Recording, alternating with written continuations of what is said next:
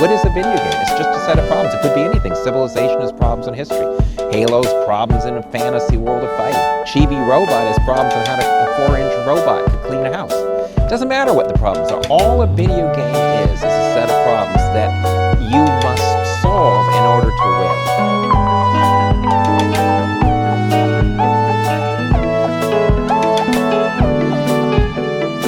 You want to know what I do?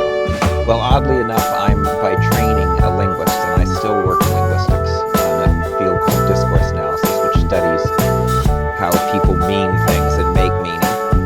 And I only got into games and learning about 6 or 7 years ago when I was helping my 6-year-old play the Cham Sam, and then wondered what a more adult video game would be like, and went and got one, arbitrarily because I didn't know what to get, and was really just blown away how hard it was. But after I played a number of hours poorly, I really was fascinated by this cultural phenomenon that people are paying for a long and hard and difficult thing that has to be successful in teaching them to play it, because it'll go broke if it doesn't. And when I finally caught on to the theory of learning behind video games, which I think is quite different than how we learned in school, it became, to me, a life-enhancing experience. Take real-time strategy games, which are the most complex video games. A game like Rise of Nations has over 350 commands, essentially hundreds of variables interacting. You play it for hours, you run civilizations. I mean, it's just more complex than what any kid would see in school. We have evolved an almost perfect way to teach these incredibly complex games. So there are kids addicted to Civilization. I mean, yet Civilization, I defy any adult to go play Civilization, and they will usually give up in 25 minutes. So let's talk about assessment, because assessment and testing is what drives our current school system. If you're not happy with how schools teach today, they teach that way because of the test method.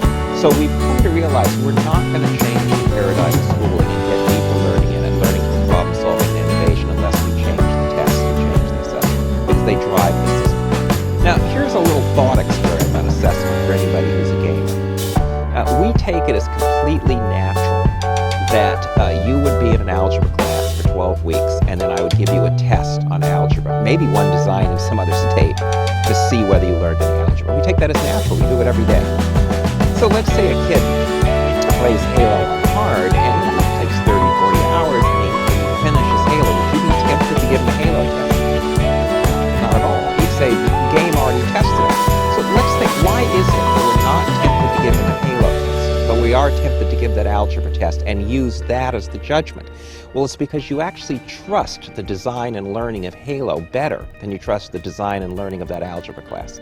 And I think that's where we're going. We're going to be able to create learning that is so immersive, so deep, so rich in information about the development of people in that learning space, that the idea that we let some tests made in a different state trump what happens outside of that learning will become primitive. We will see it as a very primitive thing. What I'm pushing is really not digital media, first and foremost. It's what I call situated and embodied learning. And what I mean by that is being able to solve problems with what you know, not just know a bunch of inert facts, but be able to use facts and information as tools for problem solving in specific contexts, being able to do stuff. Now, if you think about this, this is actually returned to an earlier age, because in the 18th and 19th century, most scientists were amateurs, in the sense they didn't have credentials, they didn't work for universities. Darwin never worked for the university. He was, could take care of himself, and he did his science. And people wrote letters. I mean, instead of journal articles, they wrote letters to each other, and they did science together, and they helped each other, and they mentored each other. Schools in America, for the first time in history, have genuine competition. And that's because companies, large and small, are selling 24/7 learning customized to you and your learning style outside of school. And you can learn didactically or in performance-based, any way you want. It's customized to you. Some people are doing it for profit. So we have a curriculum and a school system out of school now, and it's in community centers, it's in libraries, it's in privileged homes. And it's based in this digital learning and also in this situated, contextualized, problem-solving learning where you can do and articulate your knowledge. And it's making some of our skill and drill schools look bad.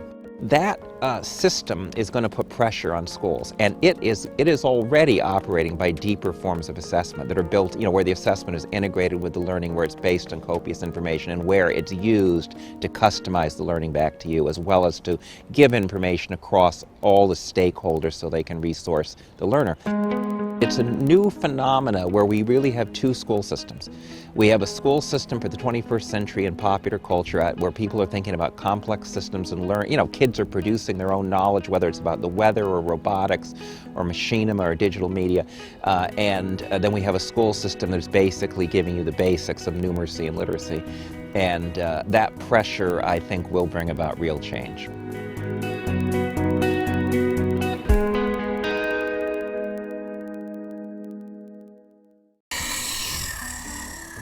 I love Magicka.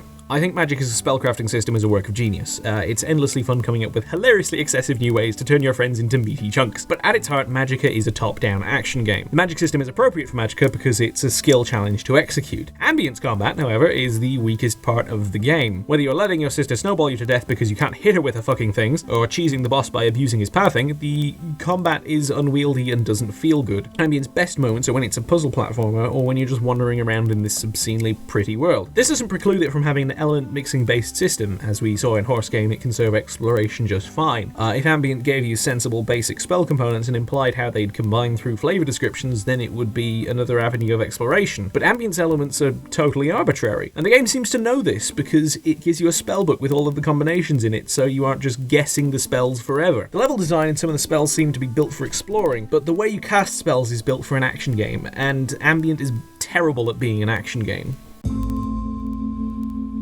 The scope of your ambitions is important if you ever want to see a release. Horse Game shows us something of an end stage of scoping too large. I don't know what happened to Horse Game, given that they could have taken the gameplay in the demo, made 8 levels with it, and they'd have a solid game, but I get the feeling that Equidev's ambitions were higher than their ability. It's possible that they just lost interest, but that's something you have to factor in. Are you going to finish the game before your amateur team disbands? There's evidence that multiplayer was on the cards at some point, which is poison for a game project. As evidenced by the fact that Horse Game was not spirited away into the vault by my antivirus like Ambient was, there was no netcode in the demo, which means they didn't even start on this aspect of the game. Combined with the sort of fuzzy focus, Horse Game really sounds like a placeholder name, I'd guess that Equidev's interest petered out before they got anywhere. Their scope was too big for their manpower resources. Overmare's Fallout Equestria does not appear to be faring much better. They've done a good job of making a PR splash with their in-house band, the Waste Hand Whalers, producing loads of music, and they've got plenty of basic assets, but their project is still in the baby steps, and their goal is a full adaptation of a 630,000 word story into a Bethesda-style action RPG. Remember that Bethesda, a professional studio with a AAA budget, takes 5 or 6 years to finish their games, and even they come out with a hilarious litany of bugs, and they're systemically broken in a number of ways. Make a character in Fallout 3 with 10 intelligence and rush Operation Anchorage, and then laugh as you break the game over your knee. Overmare's latest demo marks 3 years since they changed from modding Fallout 3 to Unity,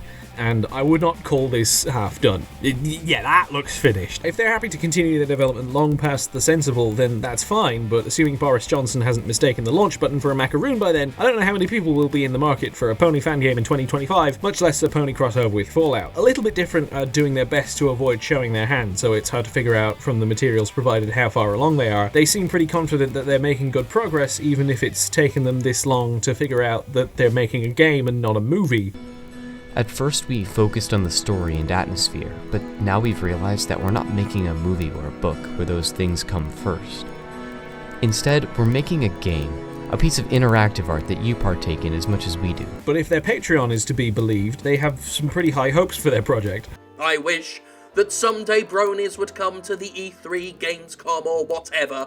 Remember what I said earlier about first story syndrome and all the unnecessary broken mechanics? Overmare's scope is too deep. They have all their systems in place, but they've got arseloads of content to make for the game. But Ambient's scope seems to be too broad, because they've got so many systems to get working that even if they do come out with a finished game, it'll be 20 minutes long, and all the competing systems will at best distract from each other, both in the player's experience and the developer's attention, and at worst trip over each other in the code. You can see evidence of this in how unsatisfying the combat is, how messy the magic is, and how pointless the inventory and currency are.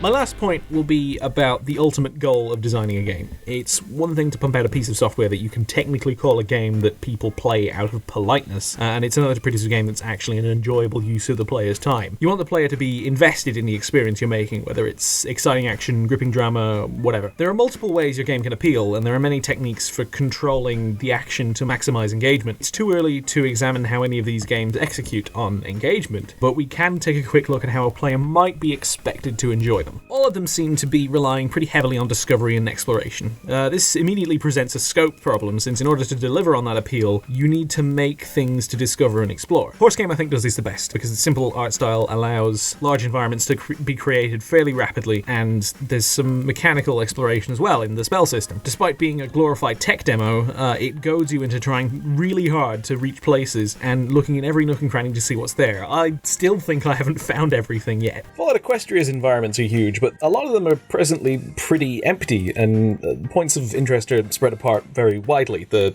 Wave 4 demo gives you some keyboard shortcuts to travel to different parts of the map where they do actually have everything, because actually walking there would be an impossibly daunting task. Ambient, on the other hand, appears to be limiting your exploration to a corridor, at least in the demo, which is fine. The corridor is wide enough that there are a lot of things to find, and the way the puzzles are structured trains you to look carefully at your environment. Unfortunately, this also trains you to see the bits that they missed in the polish, but hopefully the final game will have less of that. Here we see 3 different compromises on this mode of engagement in order to meet the demands of indie development. Horse Game is a simple art style that reduces the time it makes stuff to explore. Ambient is working with a smaller space in which to explore so they can keep the detail up. Fallout Equestria seems to be trying not to compromise, which means that the stuff they'll have to explore takes longer to make, which is why their demo is looking very empty at the minute. Okay, I'm running up the clock here, so I better hurry through this last point. Each of these games has other unique ways they appeal. Ambient's strongest suit is arguably its sense pleasure. The visuals and ambience make it just a really nice place to hang out. Fallout Equestria presumably is going to rely on the experience of growth later on in development, since that's kind of a core part of most RPGs. All of them have some elements of expression, and Horse Game has elements of challenge.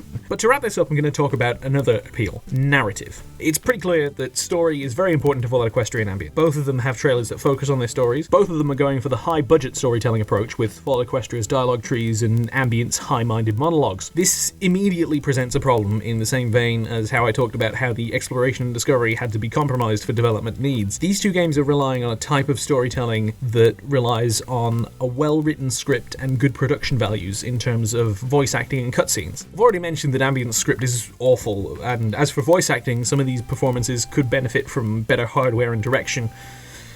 These things will cause the narrative appeal of these games to suffer. When you're trying to tell a story on a budget, I think Horse Game has the right idea. There's no voice acting in Horse Game. You're presented with a little blurb and you're left to wander around the level. With this little bit of flavor text, what could have just been a level of stock assets turns into environmental storytelling. Why are you here? What is this monastery? Who built it? Who are these Sex Pistol rejects occupying it? What are they doing here? Are they hiding something? Why are they leaving socks and hats everywhere? Why am I being murdered by frogs? The human mind is very good at creating stories with a little suggestion. Dark Souls is full of this kind of storytelling, and it's very effective when you're clever about it. This is why I think that of these 3 games, Horse Game is probably my favorite. Everything else I've talked about here, aesthetic synergy, systems design, scoping, is all in service to engagement. This is how you make your game good. You give your players reasons to want to play it. You figure out what it is your game is good at, and you give it to the player in spades. So my advice after all this, I think Overmare should seriously consider abridging the story they want to tell, because the game will never be finished otherwise. I think it needs a visual overhaul, but more than that, I think they need to be super tough on their story writing to get the best story they can out of the game, because RPGs